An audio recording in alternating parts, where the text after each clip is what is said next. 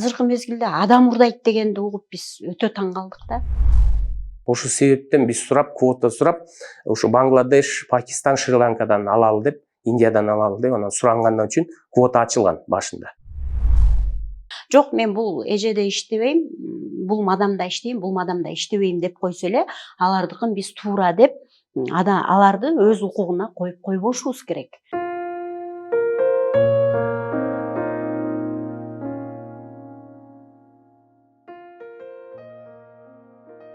Заказчиктер деле кайрылып келип, буйрутмалар көбөйүп калган. Өзбекстанга кеткен заказчиктерибиз деле ошол окуядан кийин деле күттү. Баары бир баягы Кыргызстан бул производствого ыңгайлашкан жер экенбиз. Ошон үчүн бизди күтөт алар делечи. Күттү. Күткөндөн кийин эле жанагы ошол жумушта иштеп аткан жумушчулары эле легалдуу алып келгендерди урдап кетип атышпайбы? Эми азыр мурун биз укчубуз, баягы мал урдайт, мындай жандык урдайт дегенди. Анан азыркы мезгилде адам урдайт дегенди угуп биз өтө таң калдык да. Себеби дегенде ушу жакшы чоң цехтерде иштеген иностранецтер бар жерди айланчыктап жүрүп эле отуруп урдап жүр, мен сага бул жерде канчадан аласың дейт. $350 же $400 алам десе, мен сага 500дөн беремин деп урдап кетишип эле алып кетип, мисалы үчүн тиги өзүнүн осозу менен, ипызы менен алдырып, канча деген акча коротуп алдырган адам күйүп калып атпайбы? Мына өткөндө эле бизде бир кыз $10.000 алдыртып, жакшынакай иштеп аткан, бир ай даже иштеген жок, ошол балдарчы урдап кетти. Мына азыр ал кыздын убактысы ошолорду издемей, ар жака арыз жазмай менен эле убактысы өтүп атат да. Уже мынакей мен байкашымча 2 айдан бери эле ал кыз иш кылбай эле ушул биягы РОВД, анан биягы дагы бир тиешелүү органдарга барып эле жүрөт да.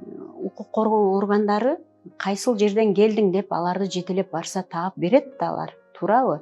Биз өзүбүздүн мыйзамды сыйлашыбыз керек да. Биз өзүбүздүн мыйзамды сыйлабасак, башка чет жерден келген биздин мыйзамды сыйламак беле. Май айындагы окуялардын болушу деле бир астына кандай десем, орусча айтканда предпосылки болгондо, ошол болоруначы. Себеби дегенде иретсиз эле чет элдиктерди алып келе башташкан да.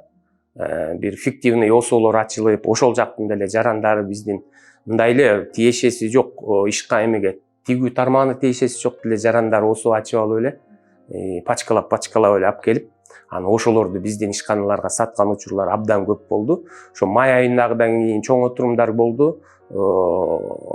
Ошол эле МВД, ГКМБ, Минэкономдо ошол жер чогуу жанагы миграционный службалардын баары менен чогулуштар болду да. Ошол жерден ошону кескин түрдө жок кылабыз деп анан изилдөөлөр болуп, азыр андай осолор азайды. Жок деле болуш керек менин оюмча. Себеби дегенде ошо былтыр көп ачылып кетиптир да, анан абдан көп адамдарды ошолор алып келиптир. Өздөрүнүн эле осоосун алып келет, осоосу тигүү тармагында бир эч катышы жок эле осолор алып келип эле, анан кийин тигүүчү деп сатып биздин ишканаларга. Закон андайга уруксат бербейт. Квота берилгенде ишканага берилет квота. Ошол ишканада иштеш керек да. Анан ошол жумушчуларга Кыргызстандын жарандарындай эле налог төлөнүш керек. Ошо алып келген ОСО, ИП алып келсе, толук налогун туура төлөш керек да. Башынан эле бар болчу, ошону төлөш керек болчу да. Анан мыйзамсыз келген жаранга кайдан налог? Мыйзамсыз дегеним, анын визасы бар, рабочий визасы бар. Бирок ал рабочий визасы башка ОСОго берилген да. Анан келип алып туруп, Н деген ОСОго берилсе, А деген ОСОго иштегенде ага налог төлөнбөйт. Мыйзамды өздөрүнө алып келип алышып, анан налог төлөбөй койгон ишканалар да болду да. Анан налог төлөнбөгөндөн кийин аныкы өзүнө келген күндө деле алар мыйзамсыз болуп калат да. Ал кишиге налог төлөнбөсө чакырып алышып, 2 айлык негизде мындай болот да. Жарандар 2 айлык виза менен келет, анан 9 ай, анан кайра 1 жылга узартат да. 2 айлык визадан кийин узартпай койгон ишканалар да болду. Алардын жумушчулары сыртка чыгып кетип, анан кетип калгандар ошодон да көп болот. Бул жерде түшүнбөстүк бизден да болду, ишканалардан. Анткени бүт системаны толук түшүнбөй. Тиги ишканалар эптеп сатып иш үчүн алардын баарын түшүндүрбөй эле биздин ишканаларга баягы жумушчуларды сатып дегенде мындай услугасын алып берип коюп атышты да. Ошол себептүү көп жарандар көчөдө калып калды. көп ошо чет элдик жарандар көчөдө калып бири биринен көчүшүп баягы эле эски кыргыздардын сыялары бири бирине кетип аткан сыяктуу ошол адат пайда болду да. Бирок бул жерде ишкананын ээси ошо мисалы үчүн да законно өзүнө алып келген болсо, ага налог төлөп жүргөн болсо, ишкананын ээси мындай кыла алат да.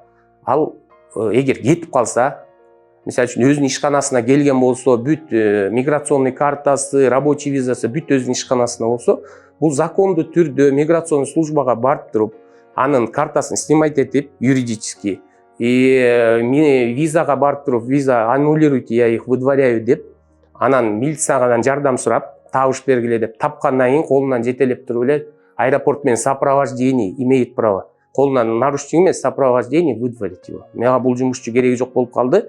Эртең буга өлүп калса мен ответственный болом деп туруп, бир аз акчасын коротсо да алып барып, 1-2 күн алып барып аэропорттон салып ийишкен. Андай кылса, ошондо жумушчу эч жака кетпейт.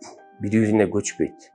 Анан баягы бизде бири-бирибиздикинен ошо тартып алмай адатыбызды аларга да колдонуп көрүшүптүр.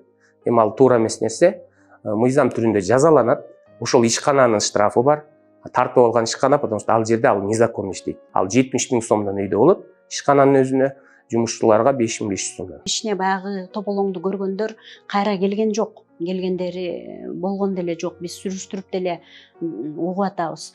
Ушул жерде калгандары деле толтурада. Алар деген баары кеткен жок. Ошолор эле айланып легалсыз иштеп жүрөт. Анан бул жерде айтып атпайбы? Легалсыз иштеткен үчүн баягы цех ээлерине штраф салыш керек деп.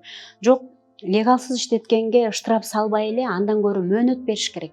1 ай ошолорду иштетип, баягы учакка жол кире билетине акча таап, анан ошол цех иштеткен ишкер өзү колу менен учура турган кылып базага киргизип, ошого ошондой договор, келишим кагаз түзүш керек да.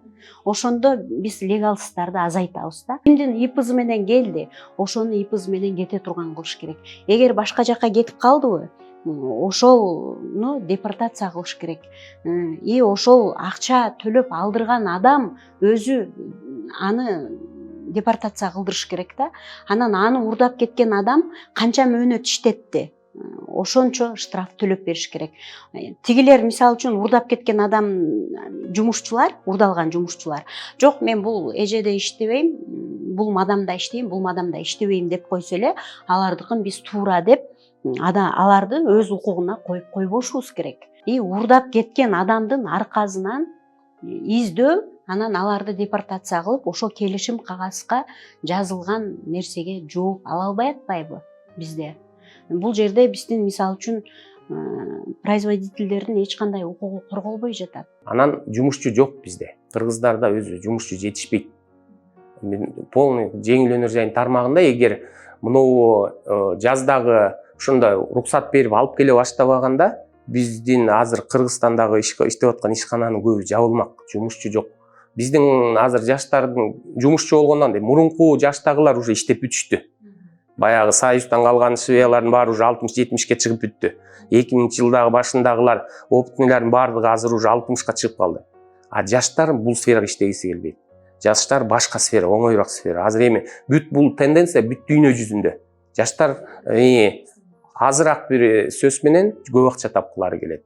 Ой жүгүртүүлөрү башкача болуп калды. Ошол себептүү бул тармакта жумушчу жок. Ошол себептүү Кыргызстанда жумушчу күчү азайып, жеңил өнөр жайында жумушчу жетишпейт. Ошол себептен биз сурап, квота сурап, ошо Бангладеш, Пакистан, Шри-Ланкадан алалы деп, Индиядан алалы деп, анан сурангандан үчүн квота ачылган башында. Ошон жеңил өнөр жайын анан мына майда квотадан кийин азыр Индия, Пакистан, Бангладештикин жаап салды.